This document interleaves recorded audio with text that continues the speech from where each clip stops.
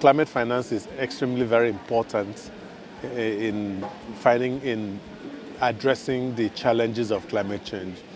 And let me start by giving you a figure. The last report from the Climate Policy Initiative still showed that Africa got like 3%, published 2019, just last month. Still got 3% of the total climate financing that is programmed globally. And we think that is not good enough for a continent of 54 African countries. 3% is very low.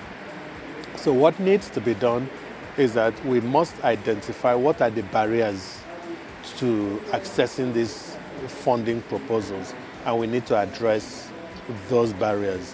One of such barriers is the conditions attached to some of these funds, which make them a little bit difficult for certain constituencies or certain poor African countries to access them. So we need to identify that. In every management process, we refer to,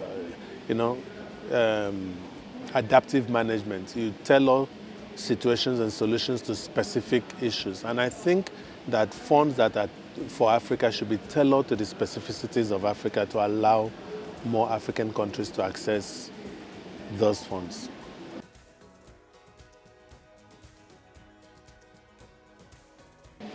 First, countries need to step up in their access to these funds, its countries. You take the Green Climate Fund, for instance. Very few African countries are accredited to them. And that means they cannot directly access the resources of the Green Climate Fund. So countries need to be able to apply, get accredited, to be able to access this. And then two, the capacity to submit proposals. Most climate funding are proposal-based, project-based. The ability and the capacity to write these proposals and submit to these funds and attract resources is still weak in very many countries. So those are national, countries need to put in efforts to doing that at that level. And then also climate finance will come from the private sector. It's not just public funds. Private sector will go to where there is stability in policy, where there is assured profit. Governments need to create that enabling environment that would allow the private sector to come in to invest in climate change. And that investment is counted as climate finance. We're told that about 75% of the resources we'll need to combat climate change will come from the private sector. So that's what is really missing on the African continent, that private sector space. If you look at the NDCs, the nationally determined contributions, the sum total of it is that Africa needs about $3 trillion by 2030 to implement the NDCs.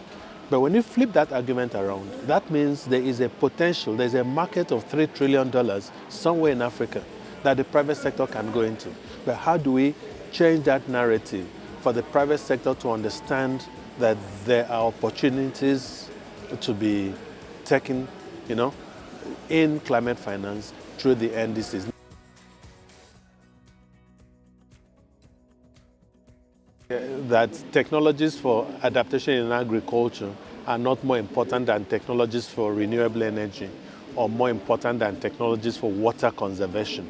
They're all very important depending on the needs of a particular country or locality or community, and so on. But I think it is important that we begin to pay attention to technologies. We've seen technologies like renewable energy technologies. The prices are coming down very fast. Solar, for instance, prices has come down four times within the past 5-6 years. It's really coming down. And I think that is something the African continent should be able to take advantage of. To say these prices that have come down this much, it's even below the price of fossil fuel as we speak commercially. So what next can be done? For instance, can we contribute to developing storage facilities? What is it that we can put our money into research and development for? That would be very important. We have technologies for crops, soft technologies. drought resistant, heat resistant, water resistant crops, countries to identify what would be most important for them.